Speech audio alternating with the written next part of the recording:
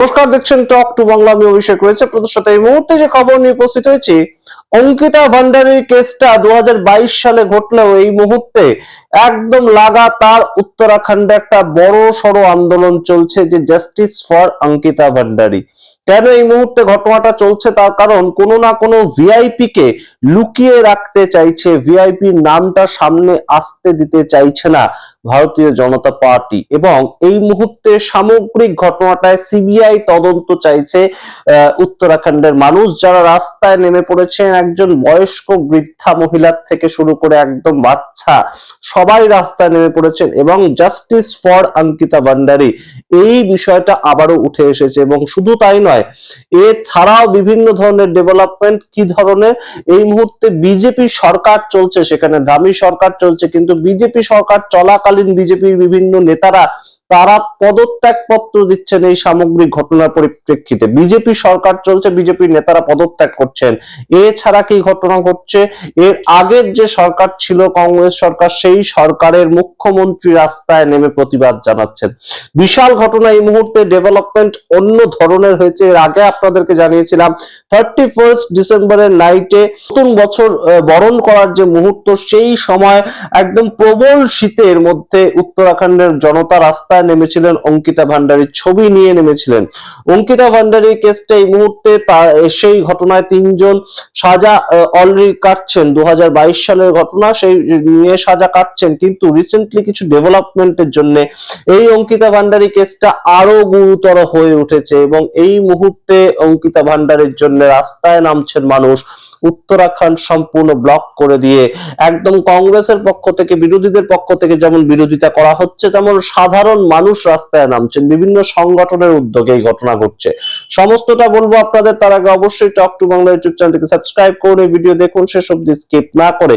এই মুহূর্তে আপনাদের জানাই যে 2022 সালে অঙ্কিতা ভান্ডারীর যে কেসটা ঘটেছিল উত্তরাখণ্ডে, সেই ঘটনাটা ঘটেছিল হচ্ছে যে একটি রিসর্ট ছিল সেখানে এবং বিজেপি নেতার রিসর্ট হিসেবে সেটি পরিচিত ছিল। পরবর্তীতে যা জানতে পারা যায়, সেখানে কাজ করতেন, সেই রিসর্টে কাজ করতেন অঙ্কিতা ভান্ডারী নামক 19 বছরের এক তরুণী। এবং সেই তরুণীকে বিভিন্ন ধরনের চাপ দেওয়া হয়, তার সঙ্গে শারীরিক সংযোগ করানোর জন্য তাকে বাধ্য করা হয়।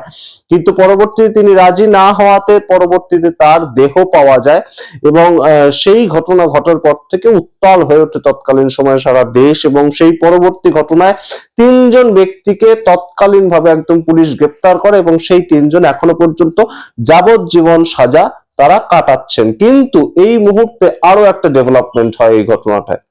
এই মুহূর্তে বিজেপি এমএলএ সুরেশ রাঠোর, এই সুরেশ রাঠোরের যে স্ত্রী উর্মিলা সানাওয়ার, তিনি একটি ভিডিও ভাইরাল করেন এবং সেখানে তাকে বলতে শোনা যায় গাট্টু বলে এক বিজেপির ভিআইপি। কে এই ভিআইপি তিনি বলেননি, তিনি বলছেন কোন এক ভিআইপি কে লোকানোর চেষ্টা চলছে অঙ্কিতা ভান্ডারী কেসটাতে।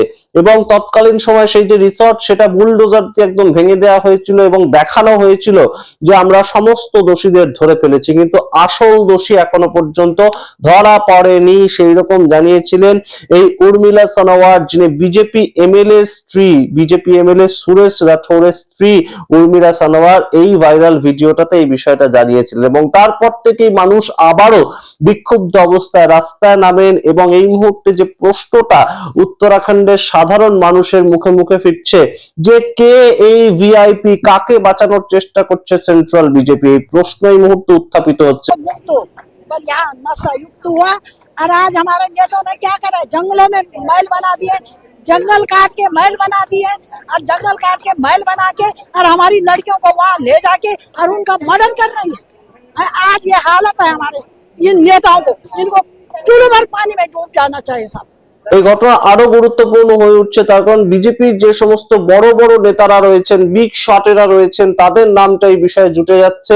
এবং ঠিক তেমন ভাবে বিজেপির জেনারেল সেক্রেটারি দুষ্যন্ত গৌতম, তার নামটা যুক্ত হয়েছে এবং সঙ্গে সঙ্গে তিনি সম্পূর্ণ দায় অস্বীকার করেছেন, তিনি সমস্ত অভিযোগ অস্বীকার করেছেন। তিনি এরকম হুমকিও পর্যন্ত দিয়েছেন, তার সম্বন্ধে কোনো ধরনের যদি কেউ নিউজ করে তাহলে তাদেরকে সম্পূর্ণ সরাসরি তিনি একদম মানহানির মামলা করবেন। এই ঘটনা তিনি বলেছেন। করেছেন এবং তার একটা ফোন কল সেটা রিলিজ করেছিল, সেটা ভাইরাল হয়েছিল, তিনি সেটাকে এআই জেনারেটেড বলেছেন। এটা তো কলে একটা দিক। অন্য আরেকটা দিক, এই মুহূর্তে সিবিআই তদন্ত উঠছে।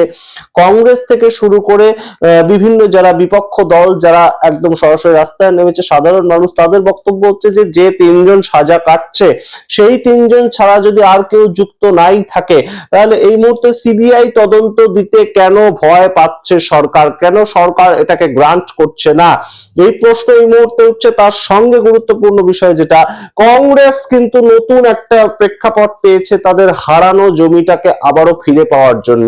কোনো না কোনো পলিটিক্যাল পার্টির তরফ থেকে এই তো সামগ্রিকভাবে এই ধরনের কোনো যেগুলো নন পলিটিক্যাল অ্যাকশন সেগুলোকে করা হয়, এবং এই মুহূর্তে কংগ্রেস কিন্তু তাদের তরফ থেকে আবারও বিষয়টাকে একদম প্রেক্ষাপটে তুলে আনছে এবং তাদের যাতে কংগ্রেসের একটা পলিটিক্যাল এজেন্ডা হিসাবে এটা ব্যবহার করা যায় সেটাও তারা চেষ্টা করছে। অন্যদিকে অবশ্যই উত্তরাখণ্ড আপনারা জানেন দেবভূমি, তো সেই ক্ষেত্রে উত্তরাখণ্ড বা একদম পাহাড়ি যে এলাকা সেখানে কিন্তু ক্রাইম রেট এতটা ছিলই না, বর্তমানে যেটুকু শুরু হয়েছে।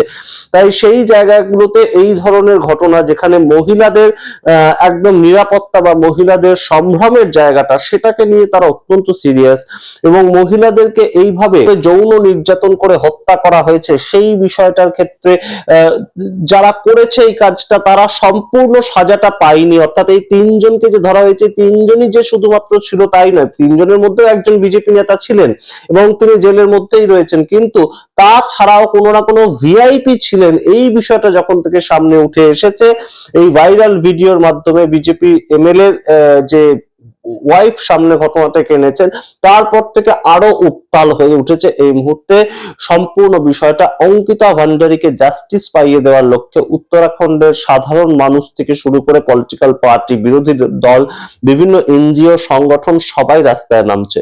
আপনাদের সামনে রাখলাম পুরোটা। অবশ্যই মোদী সরকারকে কিন্তু এই নিয়ে ভাবতে হবে, এবং মোদী সরকার কিন্তু এই নিয়ে বেশ কয়েকটা চাপের পরিস্থিতিতে রয়েছে। তার কারণ সেন্ট্রাল কমিটির কাছে এই খবর অলরেডি পৌঁছেছে, এবং তারা এই সামগ্রিক ঘটনার যে ডেভেলপমেন্ট সেটাকে কিভাবে থামাবে সেই চেষ্টা কিন্তু এই মুহূর্তে অলরেডি শুরু হয়েছে, এবং বিভিন্ন জায়গায় মিটিং চলছে, এই বিভিন্ন রকম খবর উঠে আসছে। কিন্তু অবশ্যই সাধারণ মানুষ যখন রাস্তায় নামে তখন সিবিআই কে ট্রান্সফার করা এইটাই বোধহয় শেষ পদক্ষেপ হবে। ধামি সরকার কিন্তু বেশ খানিকটা চাপেই পড়েছে এই মুহূর্তে, এবং নরেন্দ্র মোদী বারংবার উত্তরাখণ্ডে যান, বিভিন্ন ধরনের গুহায় গিয়ে তিনি ফটোশুট করেন এবং ধ্যানমগ্ন হন। বিভিন্ন সময় আমরা দেখতে পেয়েছি সেই ঘটনাগুলো।